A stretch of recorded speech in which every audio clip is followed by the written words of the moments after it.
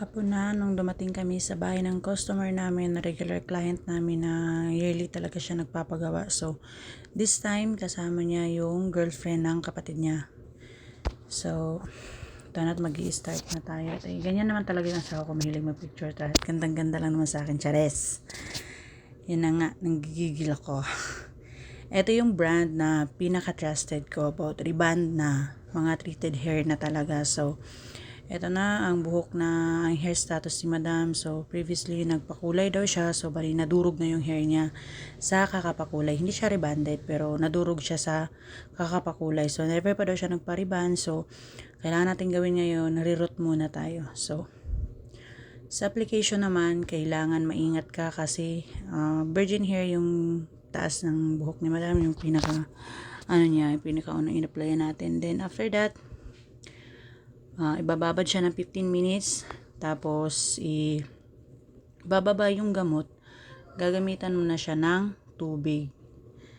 Kung gusto mong may treatment para mas, mas protective talaga yung buhok at may siya, yung water, lalagyan mo siya ng any kind of treatment na medyo okay sa'yo na mas hiyang kang gamitin. Like, ako kasi ginagamit ko talaga is Brazilian. So, whereas Brazilian ginagamit ko, so yun yung nilalagay namin sa water na ina-apply namin para hindi naman siya purong tubig lang talaga. So, ako nag-i-start ako sa pag-apply para lang to sa mabilis mag-apply talaga. Pag ikaw baguhan, wag mong susubukan mag-apply na nauuna ang taas. Mag-start ka sa ilalim. Ako kasi sanay na ako na sa top ako nag-i-start. Bali kasi pag ginagamitan ko siya, pag nag-apply ako ng nauuna ako sa ilalim, nahahawakan ko yung parteng durog. Kaya ako, mas gusto kong sa top ako nag-i-start bago sa pababa ako pa ilalim. So, di ako nag-i-start sa ilalim. Sa itaas ako nag-i-start muna. So, yan yung buhok ni Madam. So, iingatan mo yung pinaka-boundary kung baga. Yung virgin hair at saka yung treated hair na ni Madam na durog-durog na talaga. So, kailangan maingat ka. Mula pag-apply ko hanggang matapos siya, hindi talaga ako nagpahinga. So, inano ko na siya, hindi ako umupo kasi gusto kong bantayan. So, ito yung client namin na ever since na hinawakan ko yung hair niya, kami na talaga ang humahawak ng buhok niya. So, ngayon, gusto niya yung paggawa is kulay at saka Brazilian. So, yan yung buhok ni Madam kasi hindi na siya nagpa-Brazilian mula nung winash out ko yung ginawa sa kanya last time kasi bali, nawala kasi yung account namin na disable. So, ang ginawa ni Madam, hindi niya kami makontak. Nagpagawa siya sa kakilala niya, ni-refer lang daw sa kanya. Nagpa-blend. So, ang ginawa sa kanya, hindi ko malaman kung blend. Wala na akong video dun pero, basta, hindi ko maintindihan kung professional ba talaga yung gumawa o nag-aaral lang. Baka siguro talagang nag-aaral lang.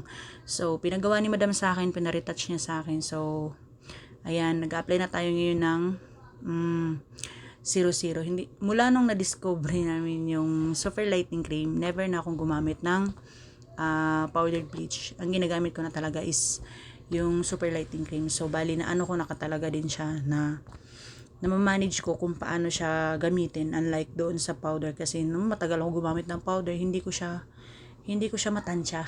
Nahihirapan ako. Nadudurog pa rin ang buhok kahit anong mangyari.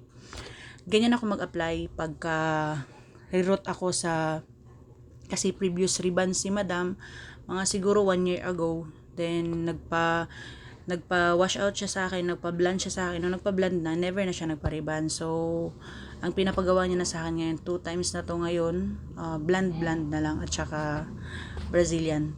Yan. Binibilisan ko lang talaga din kasi pagka nalagyan mo naman at tag-fade naman na yung buhok, alam mo na kung saan mo susundan yung mga kulay na hindi nalagyan talaga lahat. So, kailangan maingat ka lang din talaga. So, eto na yung time na nagre-reapply ako sa buhok ni Madam. Yung niriban ko kanina, binaba ko na yung gamot kasi 15 minutes ko siyang binabad. 15 minutes sa taas, 10 minutes sa baba. Para mabilis, sige, ilublob mo na nang hindi maghihirap ang lahat. So, yan na, nilublob ko na para mabilisan na. Kasi, hindi mo kailangan sobrang sinop sa gawa. Kung sinop ka naman, nasusunog na yung dulo, nasusunog na yung taas bago ka pa natapos. So kailangan mabilis ka. Sa trabahong to, kailangan mabilis kang gumalaw. Hindi kailangan na sobrang arte mo kasi procedure nga. Trust the process ang totoo. Yan. So, para sa akin, trust the process talaga. Kasi sa procedure nagagawa ng paraan. Don't work hard, work smart. Ganun yun. Ika nga nila ha. So, ito na nga tayo at ipinaba ko na yung gamot. So, sinusuklay ko na siya.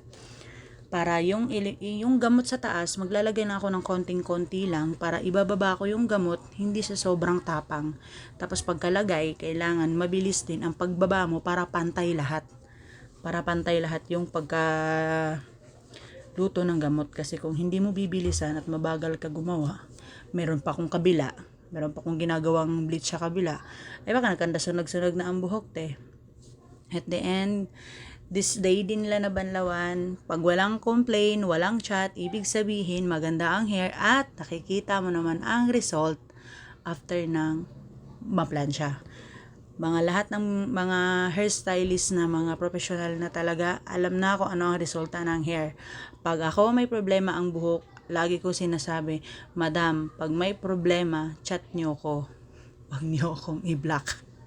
Huwag nyo akong i-post. Ganun lang. At hindi ko kayo i-block or hindi ko kayo ipopost. So, ang gustong ikukulay pala ni Madam sa hair niya ay yung red daw. May touch of red. So, ang napag-usapan kasi namin ay ipo-full bleach siya. So, nung nakita ko yung hair niya, ang buong akala ko is virgin hair siya. So, hindi na ako nahingi ng picture kasi girlfriend siya ng client ko. So, hindi ko alam ang status ng hair niya. So, first time ko siyang gagawin today. Kaya, ang ginawa ko, nung makita ko, in-explain ko sa kanya kung anong possible na mangyari pag pinilit namin yung gusto niya. Kung okay lang sa kanya na mag-cut kami ng medyo mahaba-haba, ayaw niya daw. So, ang napag-usapan namin ay i-red ko siya, touch of red, pero hindi ko siya i-bleach. So, ang magre-red, yung pinakababa, and then sa taas, medyo, burgundy, may pagka-burgundy siya kasi iniingatan ko na hindi masira yung hair ni Madam para kahit papano, nakuha naman yung gusto niya at natuwa naman si Madam. Hindi pa nga kami nakakalis at nakapag-TikTok na si Madam. So, ayan yung hair ni Madam. Ako, sinusuklay ko. Ibang hairstylist ina-advise na wag daw suklayin. So, for me kasi, doon mo makikita kung naluluto na ba sa gamot yung hair. Kasi iba-ibang kami, lahat ng stylist, iba-ibang style kasi kung paano mag-strand test na kung naluto na ba sa gamot or hindi pa. Ako kasi, iba yung procedure ko para malaman ko kung sakto na siya, kung naluto na siya sa gamot o hindi pa. Kasi pag tinignan mo, sinuklay mo, may sumabit at nag-rubberize, alam mo na kung ano ang dapat mong gagawin. Ako kasi alam ko na kung ano ang dapat kong gagawin. So, pag mga ganyan, dyan ko binabantayan, nakababad ako ng nakaganyang upo, 10 minutes, 5 minutes, talagang kailangan ko siyang abangan para kahit paano alam ko kung ano nangyayari sa buhok ng client ko. So, check ko siya, tinatanong ko kasi medyo may nangati daw. So, nalagyan natin ng tubig. So, minadali ko siyang tip po pala sa mga baguhang hairstylist, pagka may nangate sa hair ng client nyo or may sumakit sa ulo ng client nyo, ibig sabihin na lagyan ng gamot at wag nyong hahayaan na magtagal yon, na hindi nyo ni-wash out ng tubig o nilagyan ng tubig yung pinakaanit, kasi yung masakit na parteng yun yung mabubunot ng mga buhok at magtatanggalan yun. Kasi before, na-experience ko na yun na may salon kami before. Ang nangyari, may isang na-hire ako na tinrain ko naman siya kasi gusto niya mag-extra. So, ang ginawa niya, nilagyan niya buong paligid ng anit ng client ko. So, na-shock ako kasi R1 yon. Buti, may nagsabi sa amin na client namin na, hala kasi ate, nagmumukhang predator. Pagtingin ko sa salamin, predator nga. Kasi ang mangyayari yun, panot talaga, hindi lang predator. After, nababad na pala siya ng mga 10 minutes. So, na-shock na ako, na kinabahan na ako. Kaya ang ginawa ko, inano ko na siya, tinreatment ko siya within 1 year. Kasi, kailangan kong maibalik yung ganda ng buhok ni client namin kasi hindi pwedeng hahayaan namin na ganun na lang kasi kawawa naman yung client. So, inalagaan namin siya. Kaya, ayan, nagre-reapply na ako sa hair ng client ko. Wishy-wishy na lang yan. Wishy-wishy-wishy you. Kasi nga, ano na siya, nalagyan na siya actually ng gamot before. So, may mga ibang parte kasi na nagpipaid. Pagka nag-paid siya, iba ang kulay na lumalabas. So, ang ginagawa ko, nilalagyan ko, ginuguhitan ko kung saan yung bandang buhok na may dark. So, kailangan ko siyang lagyan para maiayos at magpantay lahat. So, fast forward, ang hair ng client namin ay second apply na ako. Kaya, inaayos na namin siya para matapos na namin yung hair ng isa. Kasi yung isa, binublower na. So, patapos na kasi yung isa, nababad ko na siya sa R1. So, blower na siya. And then, at ang susunod nun ay magpa-plansya na kami sa hair ng client namin. So, kanina pa ako nagsasalita. Hindi matapos-tapos. Hindi ko na maayos sa pag-edit ito. Eto na nga yung buhok ni Madam. Nauna namin niriban nung nilagyan ng R1. So, blower na siya, pinapatuyo na lang siya, diba? Nakikita nyo naman ang result. Hindi pa natatapos, pero blower pa lang yun. Pero, kita nyo naman kung gaano kaayos ang hair ni Madam. So, ito, nag-a-apply na ako ng hair ni Madam sa kulay at neutralizer.